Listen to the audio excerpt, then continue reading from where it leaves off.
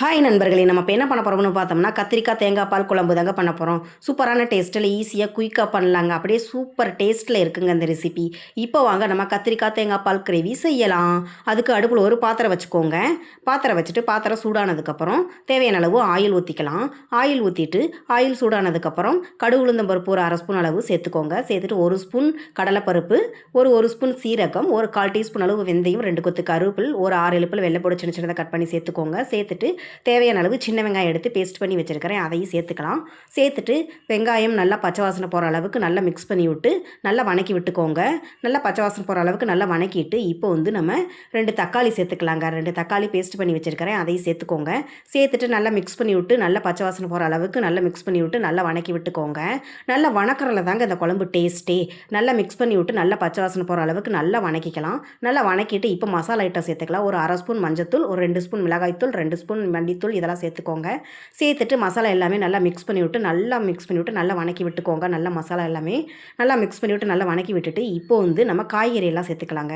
நான் ஒரு உருளைக்கிழங்கு, ஒரு 3 கத்திரிக்காய் கட் பண்ணி சேர்த்துருக்கிறேன் சின்ன சின்னதாக. இந்த மாதிரி கட் பண்ணி சேர்த்துட்டு மசாலா எல்லாமே நல்லா உருளைக்கிழங்கு கத்திரிக்காயில் நல்லா மிக்ஸ் ஆகிற மாதிரி நல்லா மிக்ஸ் பண்ணி விட்டு நல்லா வணக்கி விட்டுக்கோங்க. நல்லா கொஞ்சம் நேரம் வணக்கி விட்டுட்டு அதுக்கப்புறம் தேவையான அளவு தண்ணி சேர்த்துட்டு உப்பு தேவையான அளவு சேர்த்துட்டு நல்லா மிக்ஸ் பண்ணி விட்டு நல்லா கலந்து விட்டுக்கோங்க. நல்லா கலந்து விட்டுட்டு ஒரு மூடி போட்டு வச்சுக்கலாம். நல்லா இது காயெல்லாம் வேகட்டும். பாருங்கள், கொஞ்சம் நேரம் மூடி போட்டு வச்சு எடுத்தாச்சு. பாதி அளவு வெந்துருச்சு. இப்போ வந்து ஒரு மீடியம் சைஸ் புளியாம்பழம் எடுத்து கரைச்சி இந்த அளவு வச்சுருக்கிறேன், அதை சேர்த்துக்கோங்க. சேர்த்துட்டு பாருங்கள், நல்லா மிக்ஸ் பண்ணி விட்டுக்கிறேன். நல்லா மிக்ஸ் பண்ணி விட்டுட்டு இப்போ வந்து ஒரு மூடி போட்டு வச்சுக்கலாங்க. கொஞ்சம் நேரம் கொதி வரட்டும்.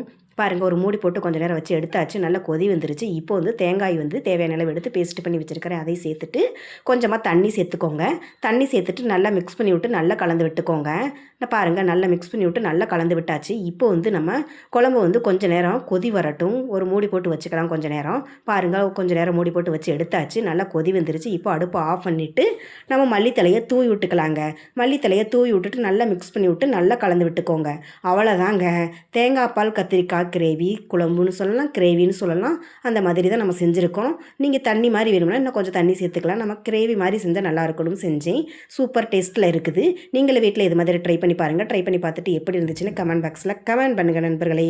வீடியோ பிடிச்சிருந்துச்சுன்னா சப்போர்ட் பண்ணுங்கள் நண்பர்.